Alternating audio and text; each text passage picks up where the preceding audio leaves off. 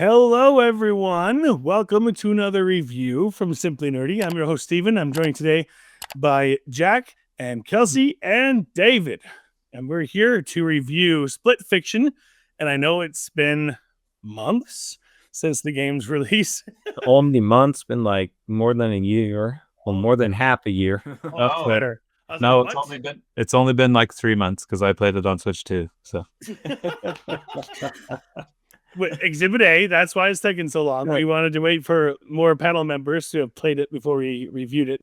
And this game is kind of hard to have everyone play it because you have to have two people to play. So it was a little bit tricky, but we finally got there. We have thoughts, and we're going to share them with you today. We'll do a spoiler-free section. We'll give our review scores, and then we'll have a spoiler section at the end. We'll have timestamps for everything, so you can just skip to wherever you want to listen. So, without further ado, Jack, why don't we start with you, man? EA is basically the villain in it. There we go. I don't know. I thought was funny. I mean, they don't say it exactly, but it's kind of like, hey, our bosses are like the villains in it. It's kind of pretty cool. I loved it. It's true. Yep. But as well say is the game did really well. So I've never played actually their other game that got popular. What was it called? Like It Takes Two. Yeah, It Takes Two. So this is my first exposure to the studio and what they've done. So they really made a niche for themselves in this genre of just kind of two-player co-ops because nobody else is doing that in a time where everybody's doing four-player or live service stuff and everything's online. Nobody's next to each other, kind of like split screen. So this is kind of, it was different to play in this modern age where it's a split screen game. You can only play it with another person, never solo, never three or more. So it's a really tailored experience for just a duo co-op experience that I kind of never had before. And it was really fun. It was like there's a bunch of puzzles where you have to have the other player like control the environment to have the other player jump over it, or like you would hit targets that only one player could hit at a time, so you'd have to like work together to get through doors and stuff, or high pace, was it like fast paced like areas where you're flying through a tube or something in some levels. So it was, and it was really creative in some areas. Like, what was it, the CAPTCHA or whatever you're trying to do? Yeah. Keeps getting more ridiculous. So it's kind of, that's one thing to look for in that game. But yeah, I really liked it. It's a unique experience among, passionless projects. I mean, I guess I can't say that this year since there's really good stuff that came out, but kind of, you know what I mean, just the general video games and stuff, live service things. It's different to see something that's so tailored and just one area, no DLC or anything or add-ons, just a tight game that has a beginning and an end. Yep. I love it. I love it for that. I love it for other reasons too. I'll get into mine last. But Kelsey, let's go to you. Okay, we'll see if I can do this without spoilers. I absolutely loved the game. My only one complaint was that it was not long enough. Like, I wished it was longer. I needed more. At the very end, I'm like, it's over. I'm so sad. I really like the uniqueness and similarities and that between the two characters. You kind of go by what they're different, but like as you get deeper down, you kind of see what the similarities are. And I really enjoyed that. I also really enjoyed the Easter eggs that referenced their previous games, especially if you had played It Takes Two, which me and Alex have. You had like little bits in there, and so I really enjoyed that, and I love the little trophies you get. Yes, there's another. Yeah, go ahead, David. One that Takes Two reference that is that was the disturbing part of It Takes Two, is that I was like, oh yeah. Oh. I think I know what you're talking about. So why are you reminding me of that? Okay, so yes, for me, I played Split Fiction pretty recently because I didn't have a console that the game was on previously. Got the Switch 2 though, and it was one of the launch games, and so it's fresh in my mind. And I have played It Takes Two. I've also played like the first game that Hazelight ever did, which was like Brothers: A Tale of Two Sons, I think. Oh yeah. It's been interesting to like see the journey that they've had and what they've grown to with their games. Splitfiction, I played it with my wife, and like she doesn't play a ton of video games, so I feel like her thoughts. I asked her like, what would you want to say about it? I also played It Takes Two with her. So she was saying like Splitfiction so much better than It Takes Two, much better story, like much better like character and relationship growth, and better gameplay is what she's saying. Like it's and she was telling me like this is the only game that I've like really looked forward to playing, and that's true because we played some games together and it's okay. She'll be like, all right, we can play some more. But this one, she's like, when is the next time we can play this game? Like she was genuinely invested. So she says it's also the only game that's made her cry. So I won't go into that. Oh, yeah. I won't go into for the non-spoiler stuff, but it's just a genuinely good story with like excellent characters. It feels so much more mature than It Takes Two in the storytelling. So, and I'm on the same page with her. Like I was so impressed. Something I've loved about both of their recent games is that it's genuine co-op. There's a lot of games where it's like designed for single player, but you can play it 2-player, and it just feels like you're just extra characters, whereas this is designed around you need both people helping each other out. You're not doing the exact same thing. Like one person, has to to change the environment for you so you can progress, and vice versa. And it's awesome. I wish there were more games like this where you don't, extra players don't feel superfluous. They play useful roles, essential roles, and to progress the story. And so I thought it was amazing. The best game from them so far. I'll piggyback off that and give you my thoughts. I totally agree with you, David. I've only played a little bit of It Takes Two. I haven't played any of the others by Hazelight. But I will say with confidence, I absolutely loved the gameplay in this game. I loved the way that you traverse across the different worlds. And I love the mobility that you have and all the different beautiful worlds that they've created in this game. And the fact that you never do the same thing twice. Hardly ever you do the same thing twice. It's always something different. And it's mind-blowing how much ideas and creativity they shoved into this thing. And not only that, but the thing that I absolutely love about this game is though it does take two to play, only one of you need to purchase the game, which is insane. This is a game from EA. Like, what the heck is going on with the world right now? Yeah, I don't know. Only one person purchases the game for $50, and the other person can buy a friend's pass. I mean, buy. Sorry, I said buy, but you do kind of purchase it, but it's like $0, 0 cents, and you download it, and then you can play together. Like, what the heck? And it's just a wonderful, wonderful game. Fantastic story, like David said. Character development all over the place. Loved it. Loved how deep the story got with the characters. And yes, there were some touching moments in there as well, and we'll get into that in our spoiler section right after this. I'm going to start the ratings with a 10 out of 10 from me. Absolutely fantastic game. Loved every second of it. Sad when it ended, just like Kelsey said. I wish there was more, but it's bittersweet that it did come to an end. And again, going back to what Steph said, no DLC, so that is also nice.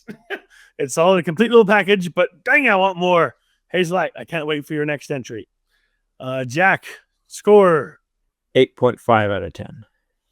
Right, Kelsey, I know a little bit more in the spoilers. I also give it a 10 out of 10 because I did not want it to end. But I was also happy with the ending, but I was very sad that it ended. There was a lot of fist bumps and cheering at the end. For real. I was like, finally. How about you, David? You can 9.8 with like the losing a little bit because maybe it's too short. But yeah, still like a must play game. And that brings the official Simply Nerdy score to a 9.6 out of 10. Dang good score. Amazing. And like David said, this is an absolute must play. So that settles it for our spoiler-free section. If you've not played the game, play it first. Trust me. You do not want to hear spoilers. Go into this as blind as possible. And starting in 3, 2, 1. How about that ending, guys? How about that ending? I was so happy. I'm just saying, I had to put 1 point down though because our game crashed during like one of That is true. We had to do it again. Remember, I had to do that. One of the most emotional scenes in the game crashed. And we have Was it was just in the middle of the cutscene, and the game just maybe the game just I don't know, just completely crashed on us. it crashed on us. Right at like the last cutscene, we had to do the whole final sequence all over again just to finish the video again. But anyway, the ending. They're both authors. They're both trying to get signed, and frick, Split Fiction is their book. Like, that's so cool. It's like, genius. Oh my gosh. It was such a cool ending. It was such a cool way to end. And it's based on a true story, you know. It's how the game. It's based on a true story, and we lived it. And I don't know. I just love watching their friendship grow. You know, as they progress, they don't. At least Mio doesn't want to have anything to do with Zoe at the beginning. Oh, and Zoe's just all over. But I love just watching that friendship grow as you go throughout, and hearing their backstories was just like, oh my gosh. Especially Mio. Mio had a really. I mean, they both did. They both had tragic things happen to them, but just watching them grow into a friendship and then co-write their first book together, Split Fiction, was just like gold. Anyway, yeah, I loved it. I love the way that ended. I love how they had the trope where like the extrovert adopts the introvert. Yes. Yes. I love it. Like these characters had genuine depth. Like it was just well written, like great characters. For me, the peak of the story was the Hydra battle. Where it's basically, so first of all, just the whole premise is awesome, right? This idea that their stories are coming to life. They're in like this simulation machine, right?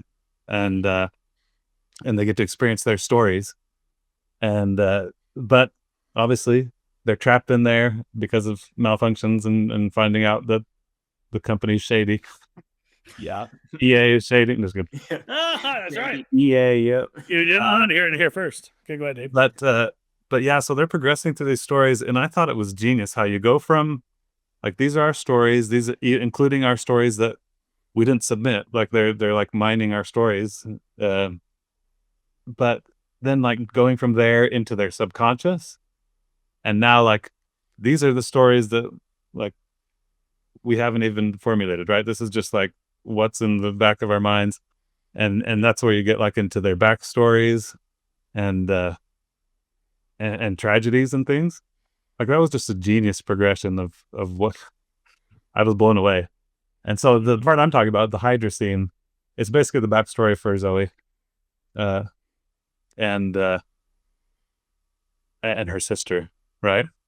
Yep. So that was like the moment that like had us crying, and it was so sad. Yeah. That's when our game crashed. Oh no! Awful timing. It was really bad timing, Dave. Yeah.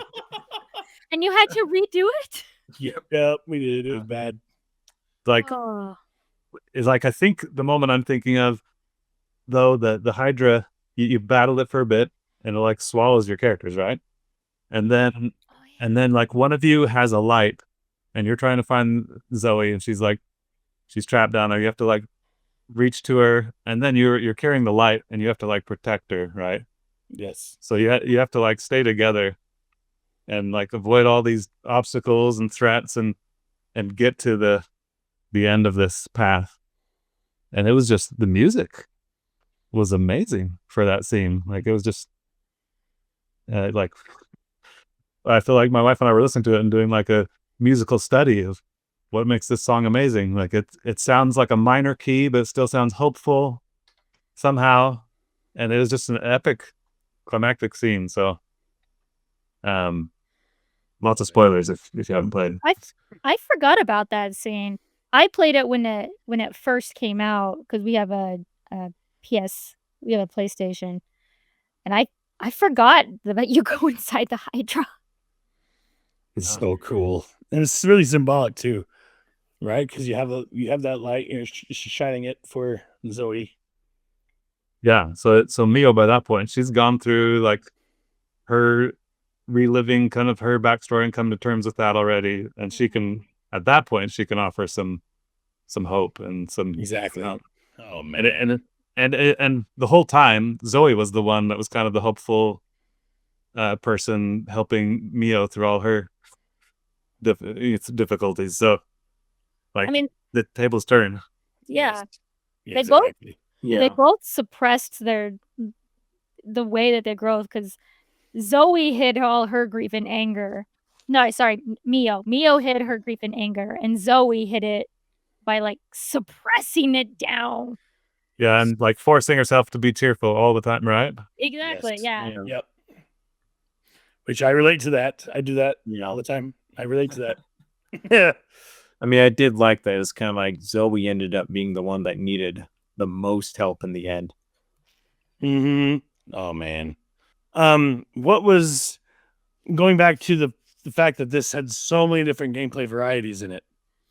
Do you guys have a favorite? Because I have a favorite, and it made Jack and I laugh hysterically when we got there. So like, what the frick is going on? And it was pig level. Was it the pig level. You start off this pig, and one of you was farting, and one of you was like this little spring Slinky from Toy Story, but with the real pig. That the Slinky in Toy Story is based off of, and it was crazy, man. That was a wild. It was a wild level, and you end up as hot dogs you're eating, and you're like, what the freak is going on? I'm like, what is happening? I'm probably had me laughing hard. I was like completely out of left field.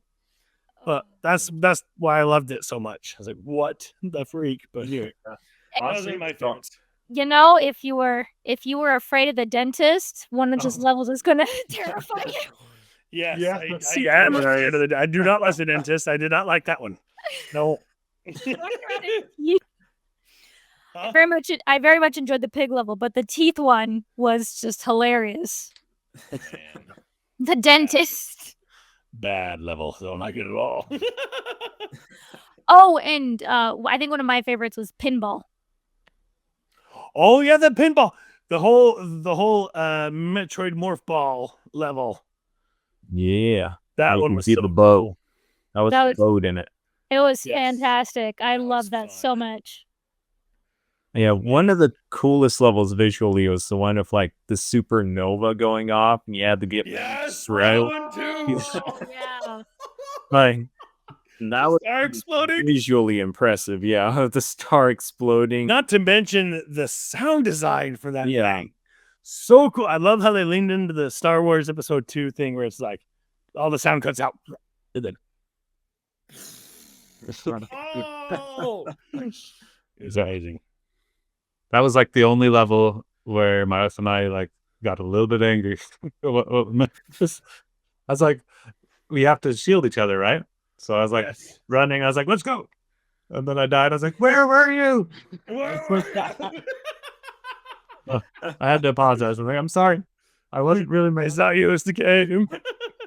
You know, that's the reason. Oh, man. That's one of the reasons I like this game, because Alex moves so much faster than I do. And I am not as much of a gamer as he is.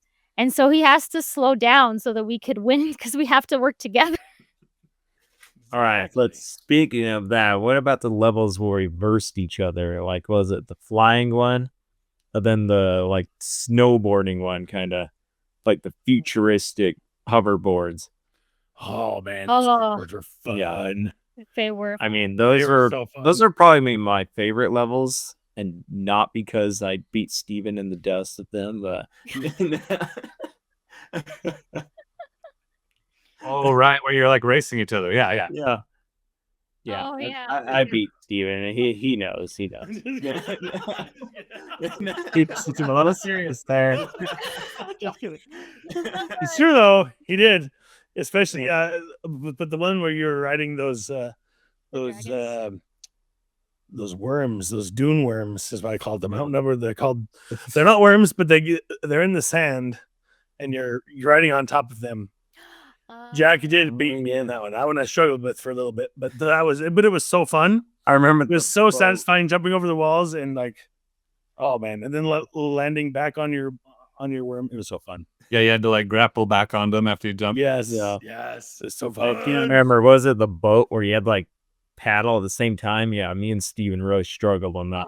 Struggle bus on that one, man. Struggle bus. The one, the ones that were super fun were when you were both riding on the same vehicle, doing two different things. The one that sticks out to me the most was when Jack, you were riding the motorcycle, you were driving it. I was Zoe on the phone trying to disable the bomb or something. Oh, yes. I was like, what the freak is going on? Kept getting like progressively more ridiculous. It got more ridiculous, and I was like, I can't solve all these things fast enough. And I'm pretty sure that there's two different endings to that. One is you succeed and one you don't. I want to know. Either way, you Actually progress. can succeed in it. I think you can. Alex and I Maybe did not. succeed, so Oh, perfect. Confirmed. I think because it I was did only not. the one with the phone thing, right? Yeah. I failed every time. I was the one on the Sorry. phone, so I'm much faster at that than Alex. Okay, guys, note it. If we're ever in a life and death situation and we have to defuse a bomb, Kelsey will save us all. Only if the phone is involved. Only if it's a capture involved in the bomb. Oh, man. I was like, there's give me the cutting school bus. wires. I selected everything with the school bus. What do you mean? Go on. Anyway, that was so funny. Alex and I really liked the centipede level, where you get to Yeah, use that was centipedes fun. and you have to extend and go back, or you have to like swing back and forth to hold each other. That Yeah. one was tricky. It was like, especially when you were like, you eventually had to like not only like swing, but also like at one point kind of jump and then hope your momentum took you. Yeah. That took us a few times to get Sure. timing down. You know, like I think it would be fun to replay the game, but as the opposite characters, because like I played as Mia the whole time. I chose science fiction, and my wife chose fantasy. She was Zoe as but the roles are different enough that I feel like if you like replayed it as the opposite character, you'd have a completely different experience. Yep. Like just like you were saying, like one character had to like try and defuse a bomb on their phone while the other person was just driving their motorcycle. Yes. So I can confirm it's a completely different game. Because I did play it with Jack. I'm actually working through it again with my neighbor who lives right next to me. And every time because I played as Zoe the first time, and now I'm playing as Mio. Whenever he comes over, I'm Mio, and it's a completely different experience. It's Yeah. so fun. I love how just playing a different character makes it feel like a whole new game. It's so fun. Oh yes. And another level I really liked was the dragon level. And we talked a lot about the whole sci-fi levels, which are so freaking cool. But the dragon one was probably my favorite of the fantasy, where you raise the dragon from the egg up until you're fighting the big bad dragon, which the battle was so cool. I was like, okay, well, maybe Hazelight should do a Brandon Sanderson game at some point. You know, Alex and I were talking like about other opposites that would make a good game. Horror and romance. Ooh. You do those two genres, they could actually go well together. That would be I'm all for that. Let's go. and send our ideas to Hazelight Studios. That's right. Yes. But I really enjoyed the cat boss.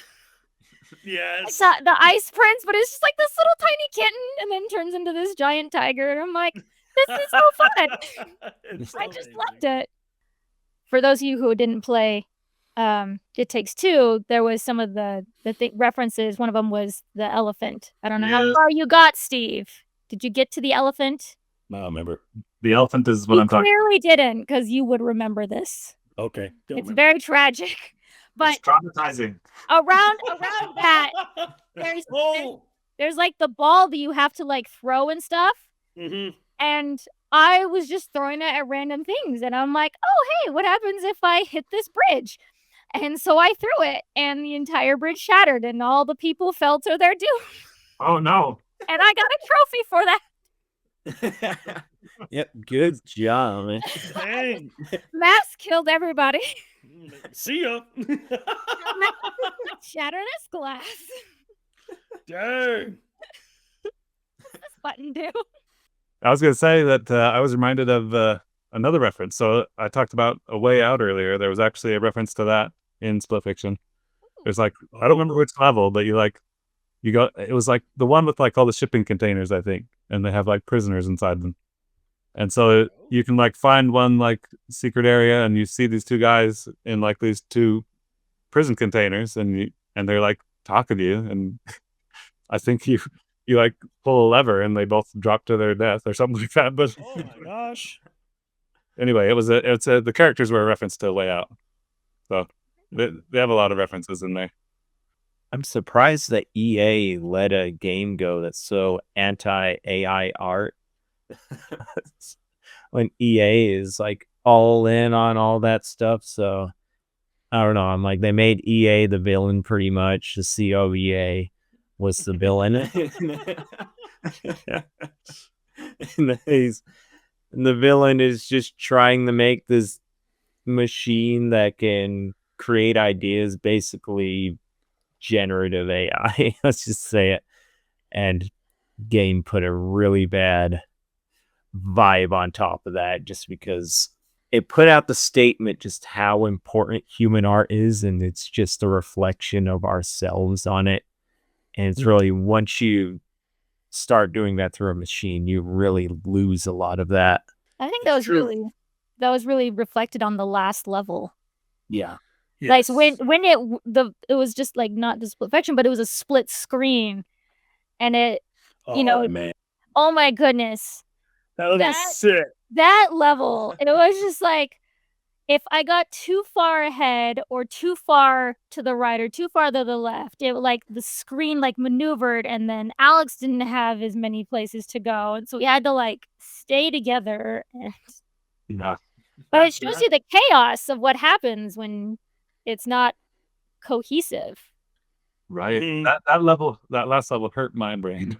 It was just like where you're like the two genres are like overlapping, getting mixed around. It's so cool though. Yeah. It blew my mind how the screen kept splitting and Oh my weird goodness. shapes. Like, how am I playing right now? Where am I? My This eyes, is floating. my eyes, just like, I don't know what's going on. Sorry, David, I cut you off. But that was such a special moment for me. Sorry, continue. No, you said it. It was just mind, like I didn't even know what I was looking at sometimes, but it was it was still like really amazing, like cool story moment. Okay, so I gotta be the Debbie Downer. Nope, you're gonna be kicked off the panel. I'm gonna be the Debbie Downer. I'm just Game's going down to a 6 now. Oh my gosh. Okay, so here's one of my only critiques about the game. Was even with a new setting, a lot of things were kept the same between levels. Like, I kind of started feeling myself getting bored with the platforming sometimes. Just like every level had gaps to jump over, every level had a grappling hook. And I just wish there was kind of more variety sometimes. It was a little overdone. I could say I can see that with the platforming, like as far as like now it's time to jump over a pit and grapple something. But Yeah, for me, that happened a lot.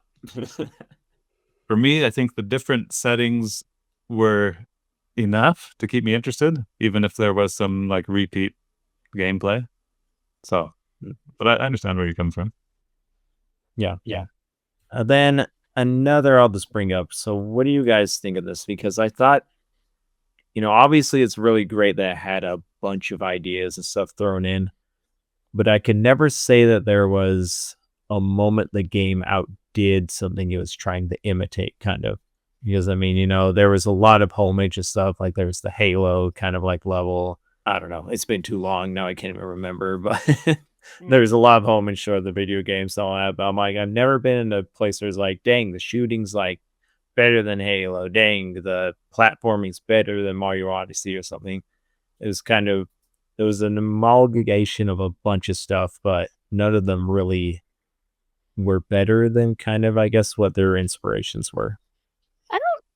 I didn't feel like they were trying to be better. In my opinion, I feel like it was kind of like a tribute, like honoring the good games. So obviously, do what we do, but maybe not try to be better. I don't know if they could or not. But I mean, it was more like a tribute to me than. Yeah, I agree with that. I'm not saying that's like a bad thing, but that's just something I did notice. Yeah, just like for people who are going to play it, like don't expect Mario Odyssey platforming, like at that level and stuff. It's a lot of things put together, done really well, but really not as well as a game that just focused on one thing, kind of. Right. Which makes sense. Yeah, and maybe it kind of goes to that phrase where like jack of all trades, master of none, maybe. I don't know. Yes. That was kind of exactly what I was thinking. Yep. I don't know, because that's even like the full phrase is even still better than the master of one. Yeah, That's the full phrase. I didn't know that. Man, I don't know. Jack of all trades, a master of none, even still better than the master of one. Yeah, That's true. yeah, that's higher. I didn't know that. I do think that there's value, and like it does so many things, and it does them well. Like I don't know that there was any like thing that was bad. Everything was fun to me, even if it wasn't like the top of that genre, right? Oh yeah. Even if you were a pig. Oh. So anyway, I think that for me that's not too much of a demerit. Like it was, I liked the variety. I liked all the tributes to different games, and I mean, especially there was I'm a big Metroid fan, and there was more than one Metroid tribute. Right? There's obviously that level where like you have like the little robots that are basically the morph ball. Yep. The little drone robots, and then there was like a whole boss battle that was basically Mother Brain. So So sick.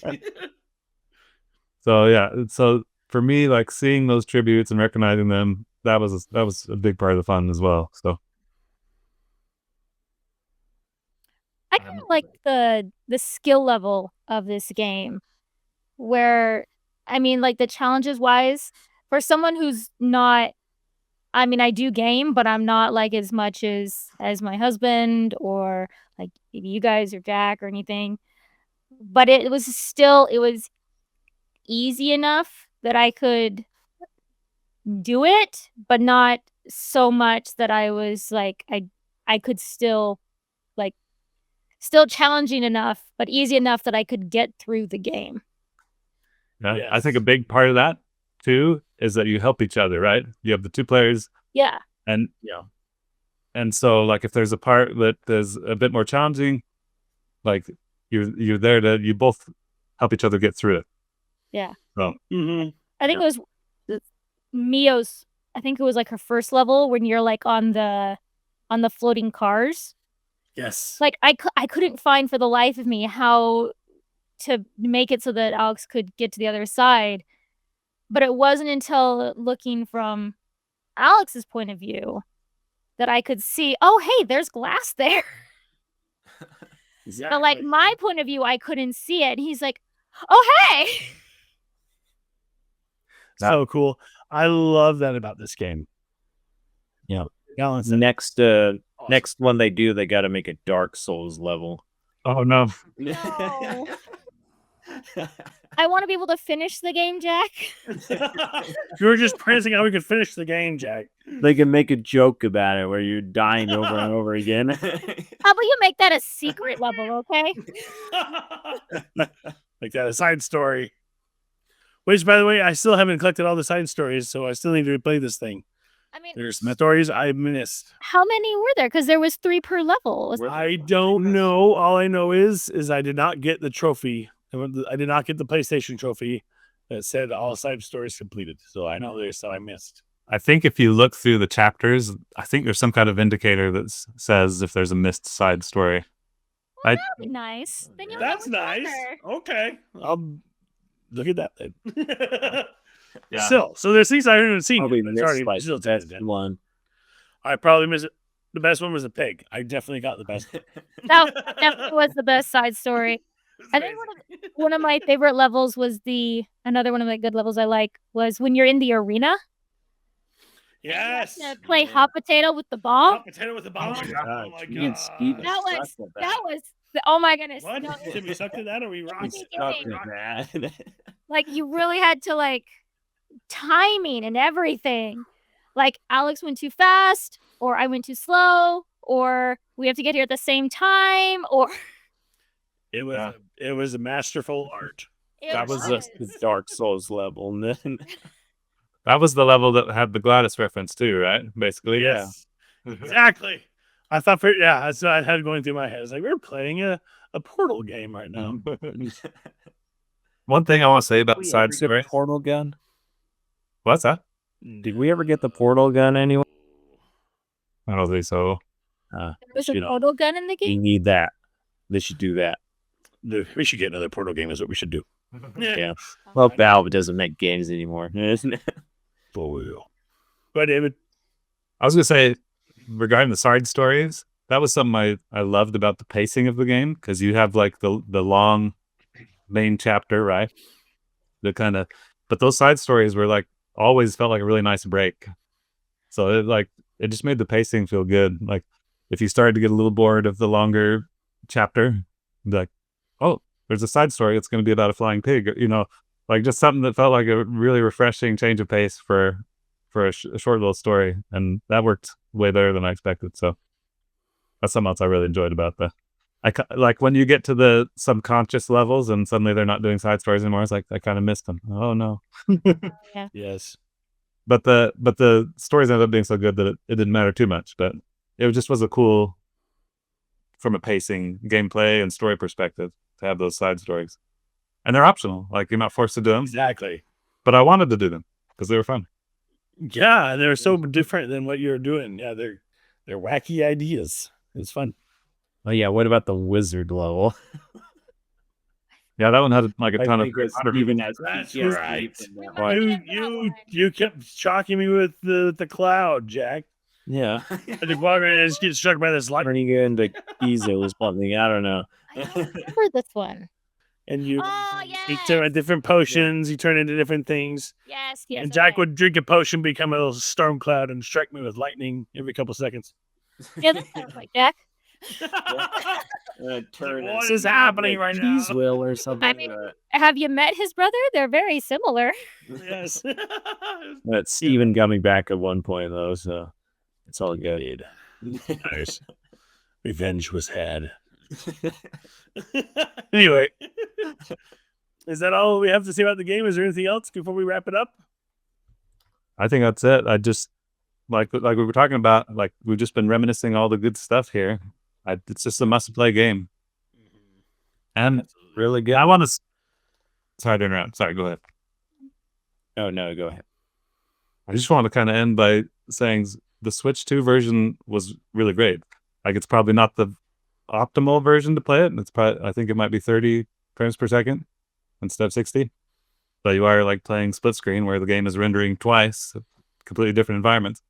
Yeah. So it makes sense. But like the performance is good. I had no issues. So like I can recommend it on Switch 2.